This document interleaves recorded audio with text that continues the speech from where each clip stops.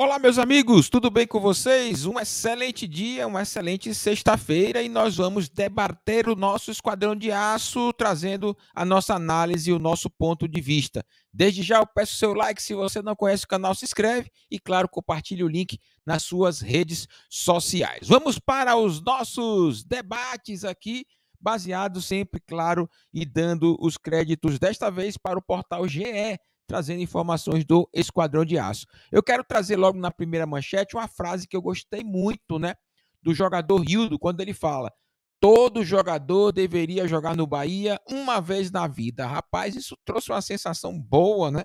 Acho que para você também, torcedor do Esquadrão de Aço, coloca no comentário também. Esta frase, sinceramente, eu nunca tinha ouvido de algum atleta do Esquadrão de Aço em sua despedida. Então vale a pena a galera, claro, refletir sobre isso. Bem legal o que o Rildo falou. Todo jogador deveria jogar no Bahia uma vez na vida. Só isso aí, Rildo, você já tá com moral comigo, né? Pela saída de Rildo para o clube europeu, ele vai jogar em Portugal. A equipe é o Santa Clara. A transferência gira em torno de 7 milhões de reais. O Bahia vai receber 10% na chamada taxa de vitrine. O jogador fez 15 jogos e marcou 2 gols. Aqueles 2 gols lá contra o Londrina foram gols importantes, né? Então, meus amigos, está aí o Rildo, vai jogar em Portugal, vai realizar o sonho dele, né, de jogar na Europa, como todo atleta, muito normal mesmo. Todo atleta brasileiro tem esse sonho, né, de jogar na Europa. O César também, goleiro, que ficou na reserva do Danilo Fernandes, também falou sobre essa questão, né? Vida que segue, normal. Mais um pouquinho do que o Rildo falou, abrindo aspas para o atacante Rildo, ele diz: nação, preciso falar com vocês. Obrigado por me mostrarem na prática o significado da palavra nação. Beleza, meu querido Rildo? Vida que segue. Tomara que você deu certo na Europa lá. As portas do futebol português foram abertas e o Rildo vai se apresentar na Europa. Meus queridos amigos, outra manchete logo abaixo. Pesquisa mostra que 17% dos nordestinos torcem por times da região. Bahia é o mais lembrado. A gente fica orgulhoso pelo Esquadrão ser o mais lembrado, né? E de fato mostra que é a maior torcida do Nordeste. A pesquisa foi feita pelo O Globo, juntamente com o IPEC, né? Então tem muita credibilidade, mas ao mesmo tempo que nos alegra com relação ao Bahia ser o mais lembrado, também a gente fica um pouquinho triste, mas respeitando a decisão dos torcedores de ter a liberdade de escolher qual time. Meus amigos, a questão da difusão da rádio, muitas pessoas não tinham acesso à TV, é evidente, isso é verdade, inclusive comigo eu tive essa experiência, né? Eu não fui outro time do futebol brasileiro, porque o meu pai, por exemplo, é torcedor do Bahia, e essa questão da hereditariedade, né, vai passando de geração a geração, e no meu caso foi assim. Mas, sinceramente, eu tinha tudo para torcer para um time fora daqui do Nordeste, por conta dessa questão mesmo de você sempre estar ouvindo rádio, né? Eu mesmo ouvia muito rádio com meu avô, a gente ouvia os jogos do Flamengo, do Vasco, do Botafogo, que era o time do meu avô. Então, meus amigos, sinceramente, não há como criticar. É liberdade de escolha e nós temos que respeitar. É evidente que houve uma influência da rádio. Na minha época, quando eu morava na cidade de Macaúbas, a Rádio Sociedade só pegava lá de madrugada. A gente não conseguia ouvir jogos do Bahia, ouvir jogos de outros clubes do Nordeste. Então, houve sim este hábito, né, de acompanhar os times do Sul e do Sudeste, principalmente do Sudeste, ali do eixo Rio de Janeiro e São Paulo, mais do Rio de Janeiro. Eu que moro no interior atualmente, é muito claro que a torcida do Flamengo é gigantesca. Aqui na minha cidade onde eu moro, Iguaí, por exemplo, um jogo de Libertadores que o Flamengo foi campeão, parou a cidade, né? Um campeonato brasileiro, por exemplo, para a cidade, é carreata, não somente aqui na cidade, mas em todas as cidades aqui circunvizinhas. Então a torcida do Flamengo, de fato, ela é grande e eu acho que ela é muito maior, inclusive, do que as pesquisas mostram, viu? A torcida do Flamengo é gigante, sim, sem dúvidas, não tenho dúvidas quanto a isso, mas respeitando totalmente os nossos amigos torcedores de outros clubes do Sul e do Sudeste, mas a gente fica meio triste mesmo, porque nós perdemos uma grande oportunidade, né, de torcer para os nossos clubes. A influência foi muito grande, a questão econômica também interfere muito, mas aí a gente fica pensando e refletindo, será que nós vamos aumentar esta torcida? Talvez sim, não em uma quantidade que, vamos ultrapassar o Flamengo, para mim isso não vai existir. Mas a torcida nordestina vai crescer. A torcida do Bahia, a torcida do Ceará, a torcida do Fortaleza vai crescer, a torcida do Sport. Aos poucos, nós iremos estar crescendo, sim. E um dos caminhos é o interior do estado da Bahia. O Bahia é muito querido, hein? É bom lembrar sobre isso. Muitos torcedores que torcem para o Flamengo, para o Vasco, principalmente Fluminense, né? Eu moro aqui no interior, posso falar tranquilamente com relação a isso. O Bahia é um time querido. O Bahia é um time querido, embora não seja o time principal, mas a galera aqui do estado da Bahia, que mora no interior, acompanha sim o Bahia hoje com essa questão da tecnologia mais acessível, né? No entanto, a questão da hereditariedade, a geração, dificulta, sim, a ascensão de qualquer time do Nordeste aqui dentro do Nordeste. Mas é bom falar que o Bahia é querido, sim, e talvez uma expansão no interior da Bahia possa ampliar essa nossa torcida, que é gigante em Salvador, principalmente. Beleza, meus amigos? Próxima manchete aqui para a gente andar acelerando. Cruzeiro, Vasco e Bahia são líderes em média de público do primeiro turno. São duas grandes torcidas. Tem a do Grêmio que fica em quarto, mas o Esquadrão de Aço, o Cruzeiro e o próprio Bahia vem se destacando, né? O Cruzeiro tem uma média de 33.410 pessoas assistindo, o Vasco 25.294 e o Bahia 23.221. Depois vem o Grêmio com 18.382 e o Criciúma com a média de 10.226. O Criciúma chama atenção, que é maior, inclusive, do que a média de público do Sport de Recife, beleza? Beleza, meus amigos? Muito pela campanha também.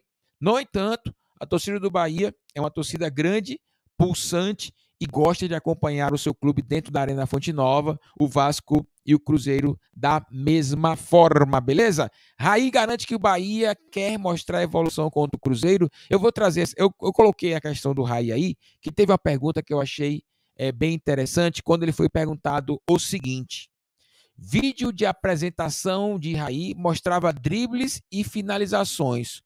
O que mudou de lá para cá? Abrindo aspas para Raí, ele diz o seguinte: taticamente eu ajudo bastante a equipe, tem razão. Em outras coisas, defensivamente, muito, a gente fala muito isso, meu querido Rafa Francisco nos comentários, o meu querido Matheus Barbaço, Vitor Torres, Yuri, o próprio Neto, a nossa jornada esportiva SMB Lives, a gente sempre fala sobre isso. Taticamente contribui. Abrindo aspas novamente para o Raí, ele fala: prefiro me preocupar mais neste trabalho, também chegando no ataque com poucos toques, porque o drible muitas vezes não ajuda a chegar com mais rapidez no ataque. Assim, a soma é mais efetiva. É importante falar sobre isso, porque tem alguns atletas que são dribladores e preferem chegar na área através do drible. O Raí gosta mais da bola em velocidade. É comum em alguns atletas, né? O Vinícius Júnior, por exemplo, gosta de chegar no drible. O Robinho, né, quando jogava, também gostava de chegar no drible. Já o Raí, o Jacaré e outros jogadores gostam mais do drible. Renato Gaúcho também, que jogou nessa posição, direito, esquerdo, nos flancos, também gostava do drible e também velocidade, era mais versátil, né? Por isso, não à toa, é craque. Então, meus amigos, depende da característica do atleta. Uma coisa eu sei dizer: é difícil encontrar jogadores dribladores, de fato, aquela habilidade do drible, né? Então, nós temos mais visto jogadores que trabalham em velocidade, beleza?